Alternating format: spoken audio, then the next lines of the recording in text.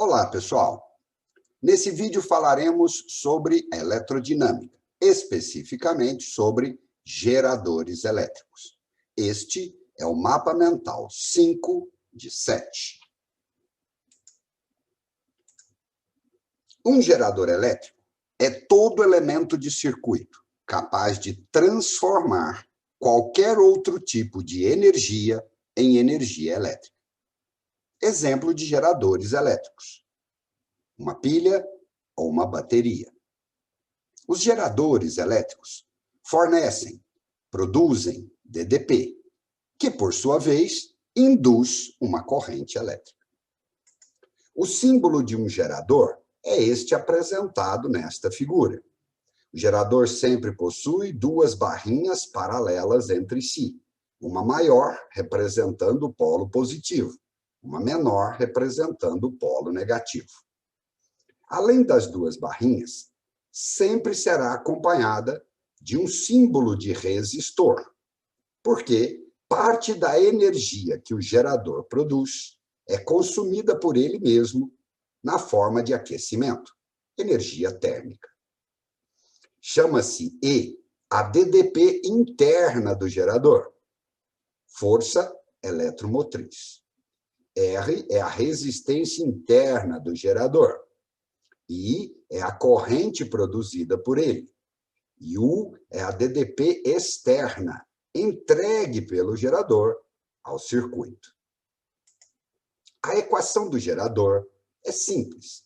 U, a DDP entregue ao circuito, é igual a E, a DDP interna, menos RI, que é a DDP consumida dentro do gerador, na forma de aquecimento. Duas características são importantes para um gerador. Quando o gerador não está em uso, ou seja, não está produzindo corrente elétrica, I igual a zero, então a DDP externa é igual à interna. Não existe transformação de parte da energia em calor.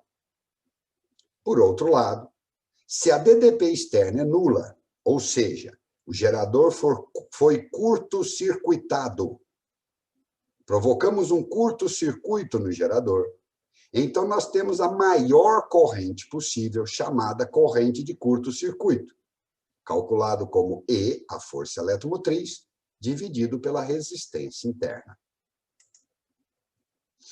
Podemos, então, calcular três tipos de potências diferentes para um gerador: a potência total, a potência dissipada e a potência útil. A potência total do gerador é a sua força eletromotriz vezes a corrente. A dissipada ocorre na resistência interna, RI². E a potência útil é aquela que é entregue ao circuito, calculado como produto I vezes U. Podemos, então, determinar o rendimento do gerador, que o rendimento de qualquer tipo de elemento de circuito pode ser calculado como o que ele pode produzir de útil em relação ao total.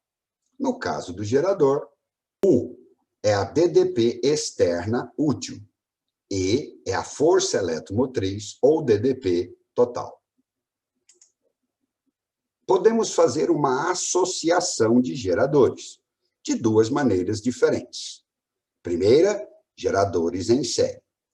Geradores em série são percorridos pela mesma corrente e estão submetidos a DDPs diferentes.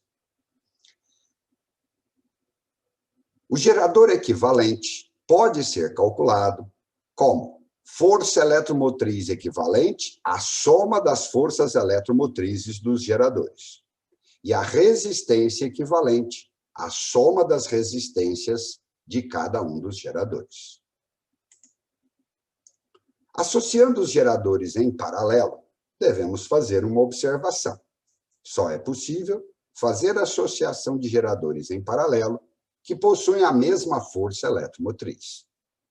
Assim sendo, se todos os geradores são iguais, a força eletromotriz equivalente será a força eletromotriz de um deles, e a resistência equivalente é a resistência de um deles dividido pelo número deles.